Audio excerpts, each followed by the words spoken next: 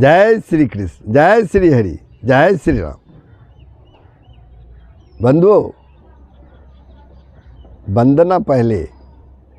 त्वमेव माता च पिता त्वमेव, त्वमेव बंधुश्च सखा त्वमेव, त्वमेव विद्या द्रविणं त्वमेव, त्वमेव सर्वमं देव देव। वासुदेव सुतं देवं कंस चाणूरमर्दनं, देवकी परमानंदं कृष्णं वंदे जगद्गुरुं, कृष्णं वंदे जगद्गुरुं। बंधु प्रभु, आप सबों ने श्रीमद्भगवत गीता के द्वितीय अध्याय का 41वां श्लोक तक श्रवण किया, यानी 37 से लेकर 41वां श्लोक तक श्रवण किया। इसमें भगवान कर्मयोग के बारे में अर्जुन को बतला रहे हैं कि कर्मयोगी के लिए अवश्य धारण करने योग्य निश्चयात्मिकता का, बुद्धि का और त्याग करने योग्य सकाम मनुष्यों की बुद्धियों का स्वरूप बतलाकर भगवान अब तीनों श्लोकों में, अब आने वाले 3 श्लोकों में सकाम भाव को त्याज बतलाने के लिए सकाम मनुष्यों के स्वभाव, सिद्धांत और आचार व्यवहार का वर्णन करते हैं। वो कौन 3 श्लोक हैं? श्लोक 42, 43 और 44 में। अब प्रभु ये श्लोक प्रारंभ हो। आप लोगों से निवेदन है, यदि आपने वीडियो को सब्सक्राइब नहीं किया है तो अवश्य सब्सक्राइब कर देंगे, बेल आइकन को दबा देंगे, शेयर करेंगे, कमेंट करेंगे। जय श्री हरि, जय श्री कृष्ण। अब 42वां श्लोक।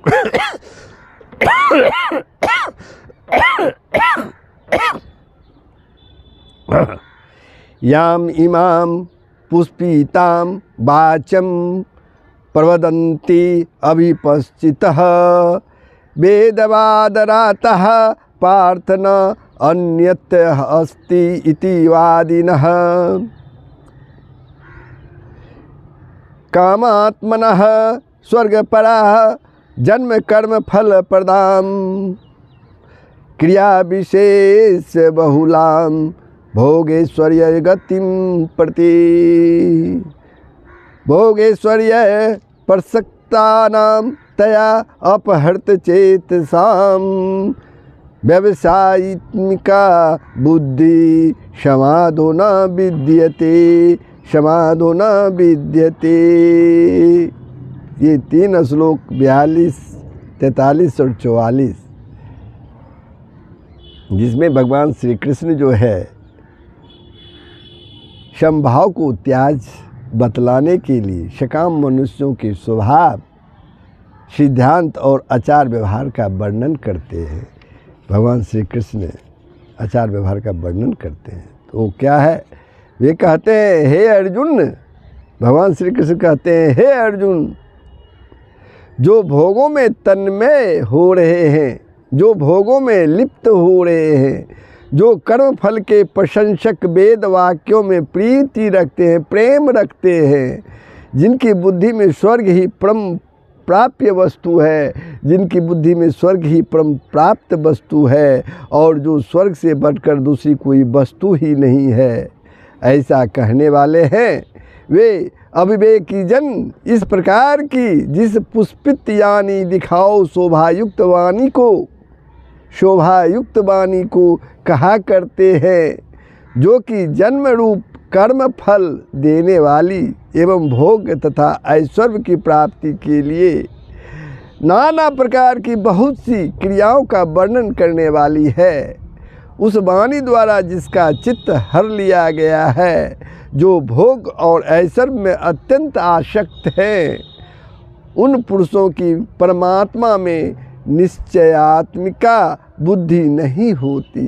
भगवान श्री कृष्ण अर्जुन को कहते हैं। यानी जो भोग और ऐश्वर्य में अत्यंत आसक्त हैं, उन पुरुषों की परमात्मा में निश्चयात्मकता बुद्धि नहीं होती है। कामात्मनः पद का अर्थ क्या है? यहाँ एक पद आया है कामात्मनः, यहाँ काम शब्द भोगों का वाचक है। काम शब्द भोगों का वाचक है। उन भोगों में अत्यंत आसक्त होकर उसका चिंतन करते करते जो तन्मय हो जाते हैं, जो उनमें लीन हो जाते हैं, जो उनके पीछे अपने मनुष्यत्व को सर्वथा भूल जाते हैं, ऐसे भोगासक्त मनुष्य का वाचक कामात्मनः पद है। वेदवादरता का अर्थ यहाँ पर क्या है? एक शब्द आया है वेदवादरता।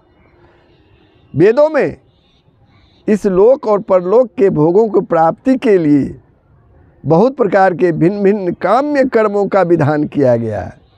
भिन्न भिन्न करने योग्य कर्मों का विधान किया गया है और उन कर्मों के भिन्न भिन्न फल भी बतलाए गए। वेद के उन वचनों में और उनके द्वारा बतलाए हुए फलस्वरूप भोगों में जिनकी अत्यंत आसक्ति है, उन मनुष्यों का वाचक यहाँ वेदवादरता पद है।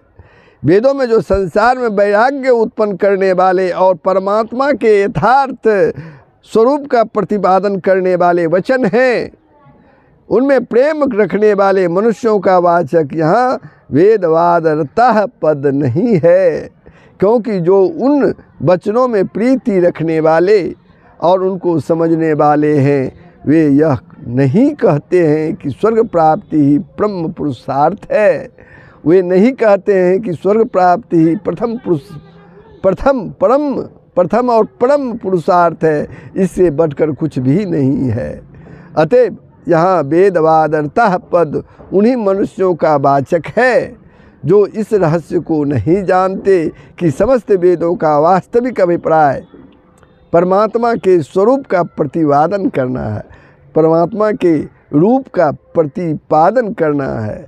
वेदों के द्वारा जानने योग्य एक परमेश्वर ही है और इस रहस्य को न समझने के कारण ही जो वेदोक्त सकाम कर्मों में और उनके फल में आसक्त हो जाते हैं, उनके फल में आसक्त हो जाते हैं।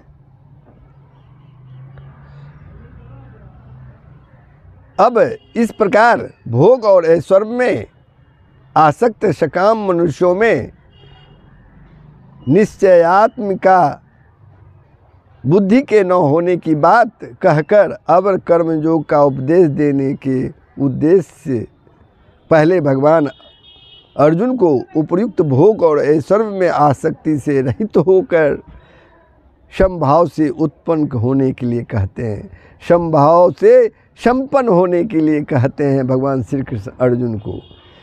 त्रैगुण्य विषया वेदा निस्त्रैगुण्यः भव अर्जुन निर्द्वन्द्वः नित्य सत्वस्थ निर्योगक्षेम आत्मवान, निर्योगक्षेम आत्मवान।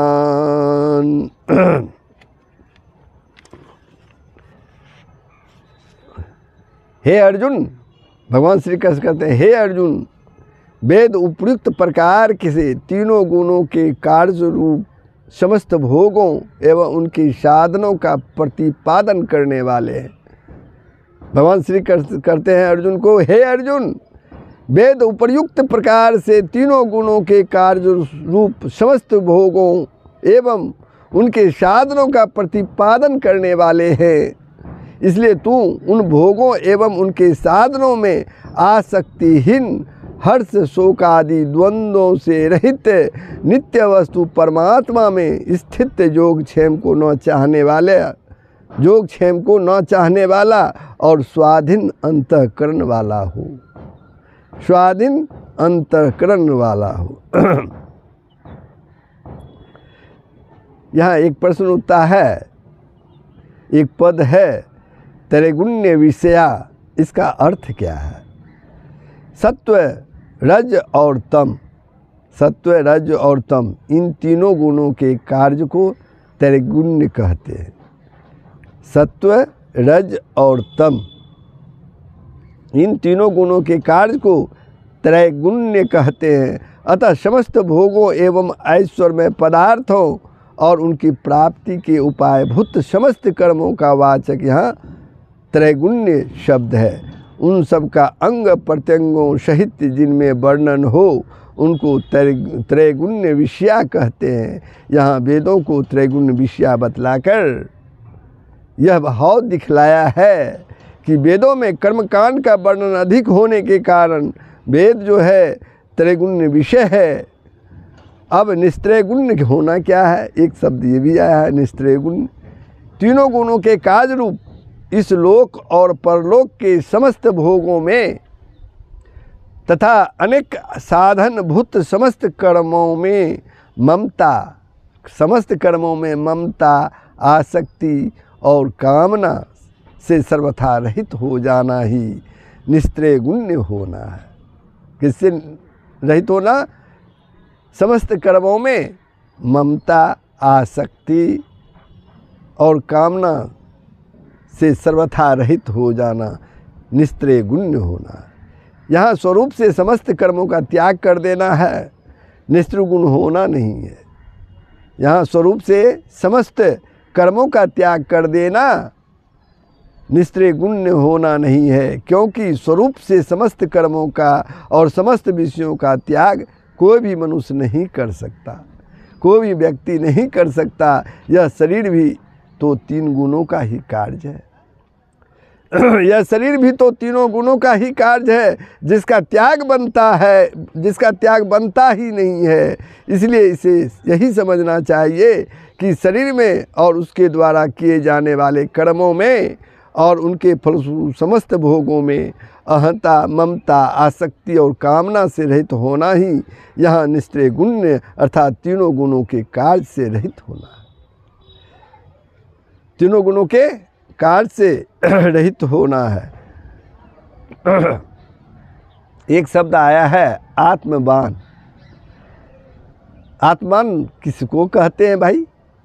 और अर्जुन को आत्मान होने के लिए कहने का क्या भाव है? यहाँ भगवान कृष्ण जो है अर्जुन को आत्मवान होने के लिए कहते हैं, इसका क्या भाव है?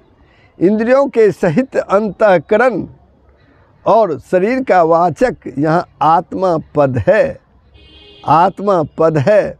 मन, बुद्धि और इंद्रियां जब तक मनुष्य के बस में नहीं हो जाते, उसके अपने नहीं बन जाते, उसके शत्रु बने रहते हैं, जब तक वह आत्मवान नहीं है।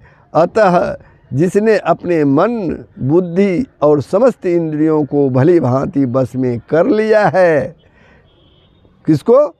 मन, बुद्धि और समस्त इंद्रियों को भली भांति अपने बस में कर लिया है, उसको आत्मवान यानी आत्मा वाला कहना चाहिए। जिसके मन, बुद्धि और इंद्रियां बस में किए हुए नहीं हैं, उसको समत्व योग का प्राप्त होना अत्यंत ही कठिन है। समत्व योग का प्राप्त होना अत्यंत ही कठिन है। और जिसके मन, बुद्धि और इंद्रियां बस में है, वह साधन करने से सहज में ही समत्व योग को पा सकता है।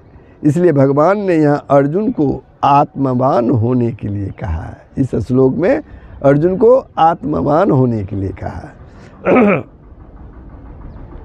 पूर्व श्लोक में अर्जुन को यह बात कही गई कि सब वेद तीन गुणों का कार्य का प्रतिपादन करने वाले हैं और तुम तीन गुणों के कार्य रूप समस्त भोगों में और उनके साधनों में आसक्ति रहित हो जाओ। अब उसके फलस्वरूप ब्रह्म ज्ञान का महत्व बतलाते हैं भगवान श्री कृष्ण और अगले श्लोक 46वें श्लोक में।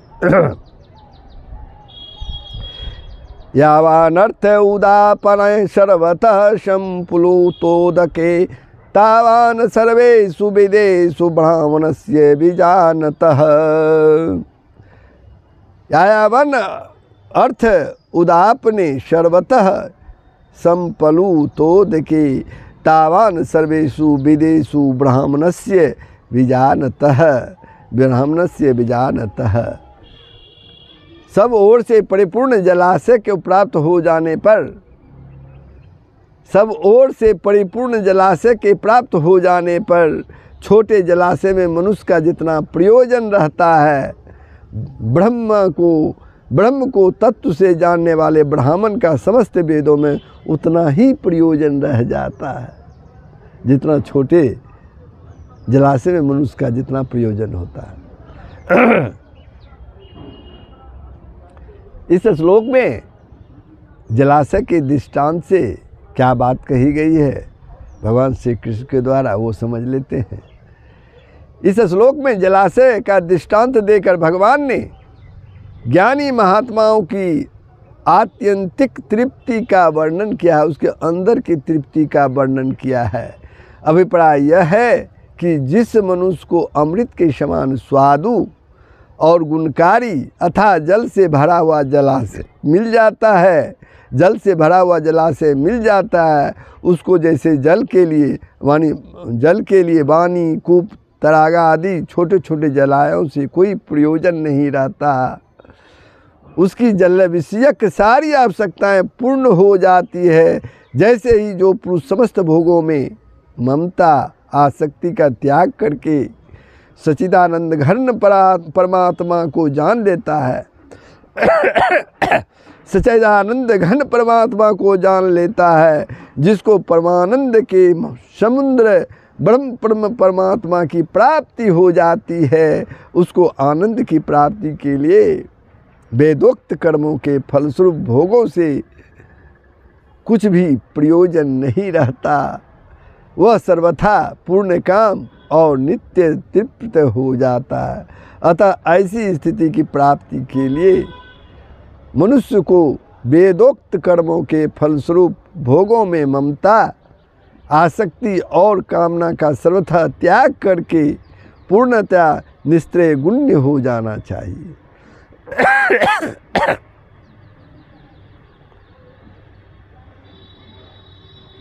सब ओर से परिपूर्ण जलाशय में मनुष्य को जितने जल का प्रयोजन होता है, जितने जल की आवश्यकता होती है, उतना जल वह ले लेता है।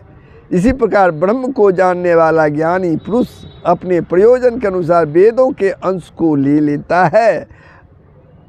ऐसा अर्थ मानने में क्या आपत्ति है?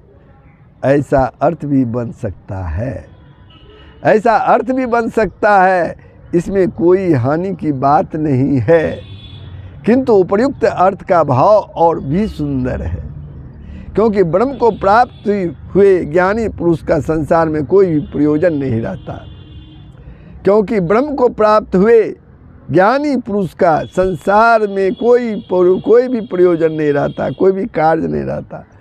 इस प्रकार समबुद्धि रूप कर्मयोग का और उसके फल का महत्व बतलाकर अब 2 श्लोकों में भगवान कर्मयोग का स्वरूप बतलाते हुए अर्जुन को कर्मयोग में स्थित होकर कर्म करने के लिए कहते हैं। वो कर्मण्येवाधिकारस्ते मा फलेषु कदाचन, कर्मण्येवाधिकारस्ते मा फलेषु कदाचन, मा कर्मफल हेतुर्भूर्वान् ते संगो सत्व कर्मणि, कर्मणि एव अधिकारः ते मा फलेषु कदाचन, मा कर्मफल हेतु भू मा ते संग अस्तु अकर्मणि। तेरा कर्म करने में ही अधिकार है। भगवान श्री कृष्ण कहते हैं तेरा कर्म करने में ही अधिकार है, उसके फलों में कभी नहीं। इसलिए तू कर्मों का फल का हेतु मत हो, कर्मों के फल का कारण मत हो, तथा तेरी कर्म न करने में भी आसक्ति ना हो, तेरी कर्म न करने में भी आसक्ति ना हो। कर्मणि एक पद कर्मणि है, यहाँ किन कर्मों का वाचक है, और तेरा कर्म करने में ही अधिकार है, इस कथन से क्या भाव दिखलाया गया? वर्ण आश्रम स्वभाव और परिस्थिति के अनुसार जिस मनुष्य के लिए जो कर्म विहित है, उसका वाचक यहाँ कर्मणि पद है। शास्त्र निषिद्ध पाप कर्मों का वाचक कर्मणि पद नहीं है, क्योंकि पाप कर्मों में मनुष्य का अधिकार नहीं है। उसमें तो वह राग द्वेष के बस में होकर प्रवृत्त हो जाता है, संलग्न हो जाता है। यह उसकी अनाधिकार चेष्टा है, यह उसकी अनाधिकार चेष्टा है। इसलिए वैसे कर्म करने वालों को नरक आदि में दुख भुगत कर दंड दिया जाता है, दुख भुगता कर दंड दिया जाता है। यहाँ तेरा कर्म करने में ही अधिकार है, यह कहकर भगवान ने यह भाव दिखलाए हैं। क्या भाव दिखलाए? पहला सुन लीजिए। इस मनुष्य शरीर में ही जीव को नवीन कर्म करने की स्वतंत्रता दी जाती है। मनुष्य शरीर में ही जीव को नवीन कर्म करने, नए कर्म करने की स्वतंत्रता दी जाती है। अतः यदि वह अपने अधिकार के अनुसार परमेश्वर की आज्ञा का पालन करता रहे, भगवान की आज्ञा का पालन करता रहे और उन कर्मों में तथा उनके फल में आसक्ति का सर्वथा त्याग करके उन कर्मों को परमात्मा की प्राप्ति का साधन बना ले, तो वह सहज में ही परमात्मा को प्राप्त कर सकता है। तुम्हें इस समय मनुष्य शरीर प्राप्त है। भगवान कहते हैं अर्जुन से, तुम्हें इस समय मनुष्य शरीर प्राप्त है, अतः तुम्हारा कर्मों में अधिकार है। इसलिए तुम्हें इस अधिकार का सदुपयोग करना चाहिए। इस अधिकार, कर्म में ही अधिकार है, तो इस अधिकार का तुम्हें सदुपयोग करना चाहिए। मनुष्य का कर्म करने में ही अधिकार है, इसका स्वरूपतः त्याग करने में वह स्वतंत्र नहीं है, वह आज़ाद नहीं है। यदि वह अहंकार पूर्वक हठ से कर्मों के स्वरूपतः त्याग की चेष्टा भी करे तो भी सर्वथा त्याग नहीं कर सकता, क्योंकि उसका स्वभाव उसे जबरदस्ती कर्मों में लगा देता है। ऐसी परिस्थिति में उसके द्वारा इस अधिकार का दुरुपयोग होता है तथा विहित कर्मों के त्याग से उसे शास्त्राज्ञा के त्याग का भी दंड भोगना पड़ता है। अतएव तुम्हें कर्तव्य कर्म अवश्य करते रहना चाहिए, कर्तव्य कर्म अवश्य करते रहना चाहिए, उनका त्याग कदापि नहीं करना चाहिए। जैसे सरकार के द्वारा लोगों को आत्मरक्षा के लिए या प्रजा की रक्षा के लिए अपने पास नाना प्रकार के शस्त्र रखने और उनका प्रयोग करने का अधिकार दिया जाता है। सरकार के द्वारा लोगों को अपनी आत्मरक्षा के लिए या प्रजा की रक्षा के लिए अपने पास नाना प्रकार के, अनेक प्रकार के शस्त्र रखने और उनके प्रयोग करने का अधिकार दिया जाता है, और उसी समय उनके प्रयोग के नियम भी उसको बतला दिए जाते हैं। सरकार द्वारा उसके प्रयोग का नियम भी बतला दिए जाते हैं। उसके बाद यदि कोई मनुष्य उस अधिकार का दुरुपयोग करता है तो उसे दंड दिया जाता है और उसका अधिकार भी छीन लिया जाता है। वैसे ही जीवन को जन्म मृत्यु रूप संसार बंधन से मुक्त करने के लिए, संसार बंधन से मुक्त करने के लिए या मुक्त होने के लिए और दूसरों का हित करने के लिए मन बुद्धि और इंद्रियों के सहित वह मनुष्य शरीर देकर उसके द्वारा नवीन कर्म करने का अधिकार दिया गया है, नया कार्य करने का अधिकार दिया गया है। अतः जो इस अधिकार का सदुपयोग करता है वह तो कर्म बंधन से छूटकर परम पद को प्राप्त हो जाता है। कर्म बंधन से छूटकर परम पद को प्राप्त हो जाता है, और जो दुरुपयोग करता है वह दंड का भागी होता है तथा उससे वह अधिकार भी छीन लिया जाता है, अर्थात उसे पुनः सूकर कुकर आदि योनियों में धकेल दिया जाता है। इस रहस्य को समझकर मनुष्य को इस अधिकार का सदुपयोग करना चाहिए। कर्मों के फलों में तेरा कोई अधिकार नहीं। भगवान श्री कृष्ण इस श्लोक में कहते हैं, कर्मों के फलों में तेरा कोई अधिकार नहीं। ये इस कथन का आखिर भाव क्या है? इसे भगवान ने यह भाव दिखलाया है कि मनुष्य कर्मों का फल प्राप्त करने में कभी किसी प्रकार से स्वतंत्र नहीं है, कर्मों का फल प्राप्त करने में कभी किसी प्रकार भी स्वतंत्र नहीं है। उसके कौन से कर्म का क्या फल होगा और वह फल उसको किस जन्म में और किस प्रकार प्राप्त होगा, इसका न तो उसको कुछ पता है और न वह अपनी इच्छा अनुसार समय पर उसे प्राप्त कर सकता है या न उससे बच ही सकता है। मनुष्य चाहता कुछ और है, मनुष्य चाहता कुछ और है और होता कुछ और ही है। बहुत मनुष्य नाना प्रकार के भोगों को भोगना चाहते हैं, पर उसके लिए सुयोग मिलना उनके हाथ की बात नहीं है। अनेक तरह के संयोग वियोग वे नहीं चाहते, पर बलात् हो जाते हैं। कर्मों के फल का विधान करना सर्वथा विधाता के अधीन है। कर्मों के फल का विधान करना सदा विधाता के अधीन है। मनुष्य का उसमें कोई कुछ भी उपाय नहीं है। मनुष्य का उसमें कुछ भी उपाय नहीं है। कोई भी उपाय मनुष्य का नहीं चलता है इसमें। अवश्य पुत्रेष्टि आदि शास्त्रीय जगानुष्ठानों के सांगोपांग पूर्ण होने पर उनके फल प्राप्त होने का निश्चित विधान है और वैसे कर्म सकाम मनुष्य भी कर सकते हैं, परंतु उनका यह विहित फल भी कर्मकर्ता के अधीन नहीं है।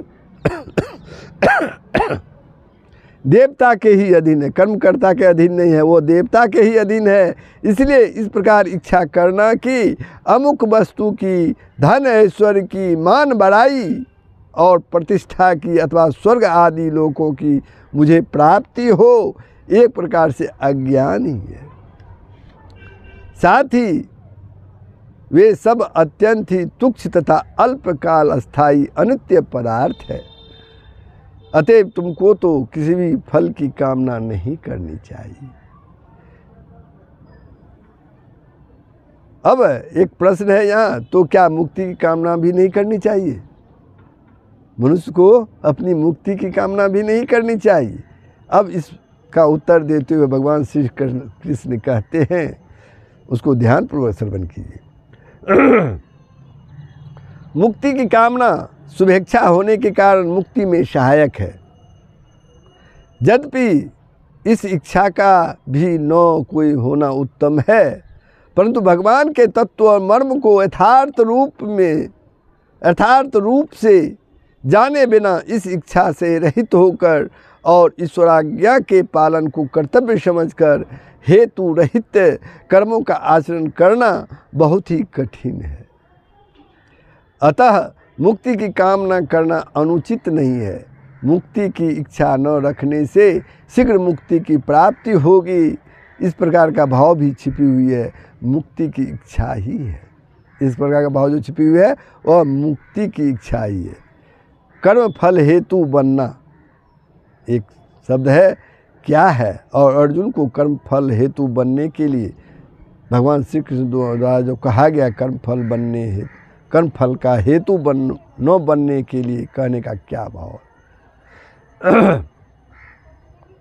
मन बुद्धि और इंद्रियों द्वारा किए हुए शास्त्र विहित कर्मों में और उनके फल में ममता, आसक्ति, वासना, आशा, स्पृहा और कामना करना ही कर्म फल का हेतु बनना है। क्योंकि जो मनुष्य उपर्युक्त प्रकार से कर्मों में और उनके फल में आसक्त होता है, उसी को उन कर्मों का फल मिलता है। कर्मों में और उनके फल में ममता, आसक्ति और कामना का सर्वथा त्याग कर देने वाले को नहीं। अतः अर्जुन को कर्म फल का हेतु न बनने के लिए कहकर भगवान यह भाव दिखलाते हैं कि परम शांति की प्राप्ति के लिए तुम अपने कर्तव्य कर्मों का अनुष्ठान ममता, आसक्ति और कामना का सर्वथा त्याग करके करो। अनेक कामना का सर्वथा त्याग करके करो। इस प्रकार से कर्म करने वाला मनुष्य किसी प्रकार के भी कर्मों का फल का हेतु नहीं बनता। उसके शुभ और अशुभ सभी कर्मों में फल देने की शक्ति का अभाव हो जाता है, क्योंकि पाप कर्मों में प्रवृत्ति का हेतु आसक्ति ही है। अतः आसक्ति, ममता और कामना का सर्वथा अभाव हो जाने के बाद नवीन पाप तो उससे बनते नहीं हैं और पहले किए हुए पाप ममता आसक्ति रहित कर्मों के प्रभाव से भस्म हो जाते हैं। इस कारण यह पाप कर्मों का फल का हेतु नहीं बनता और शुभ कर्मों के फल का वह त्याग कर देता है। इस कारण उनके भी फल का हेतु नहीं बनता। इस प्रकार कर्म करने वाले मनुष्य के समस्त कर्म विलीन हो जाते हैं और वह अनामय पद को प्राप्त हो जाता है। तेरी कर्म न करने में आसक्ति न हो, तेरी कर्म न करने में आसक्ति न हो, इस कथन का क्या भाव है? इससे भगवान ने यह भाव दिखलाया है कि जिस प्रकार शास्त्र विहित कर्मों से विपरीत निषिद्ध कर्मों का आचरण करना कर्माधिकार का दुरुपयोग करना है, उसी प्रकार वर्ण, आश्रम, स्वभाव और परिस्थिति के अनुसार जिसके लिए जो आवश्यक कर्तव्य है उनका न करना ही उस अधिकार का दुरुपयोग करना है। विहित कर्मों का त्याग किसी भी प्रकार न्याय संगत नहीं है। अतः इनका मोहपूर्वक त्याग करना तामस त्याग है और शारीरिक क्लेश के भय से त्याग करना राजस त्याग है।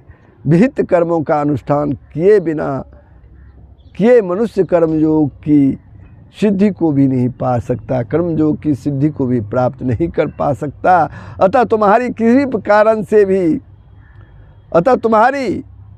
भी कारण से विहित कर्मों का अनुष्ठान न करने में आसक्ति नहीं होनी चाहिए, भगवान श्री कृष्ण कहते हैं। तो उपयुक्त श्लोक में यह बात कही गई है कि तुमको न तो कर्मों का फल का हेतु बनना चाहिए, कर्मों के फल का हेतु बनना चाहिए और न कर्म न करने में आसक्त होना चाहिए, अर्थात कर्मों का त्याग भी नहीं करना चाहिए। इस पर यह जिज्ञासा होती है कि तो फिर किस प्रकार कर्म करना चाहिए, इसलिए भगवान कहते हैं। अब अगला श्लोक 48वां में जो अगले भाग में आप श्रवण करेंगे, तो बंधुओं हम 47वें श्लोक पर विश्राम लेते हैं। ये प्रसंग आपको कैसा लगा कमेंट के माध्यम से बताएंगे, शेयर करेंगे, लाइक करेंगे। अगर आपने वीडियो को सब्सक्राइब नहीं किया तो अवश्य ही सब्सक्राइब कर देंगे। जय श्री हरि, जय श्री कृष्ण। सबका कल्याण हो, पूरे विश्व का कल्याण हो, यही सनातन धर्म का मूल तत्व है। जय श्री हरि, जय श्री कृष्ण, जय श्री राम।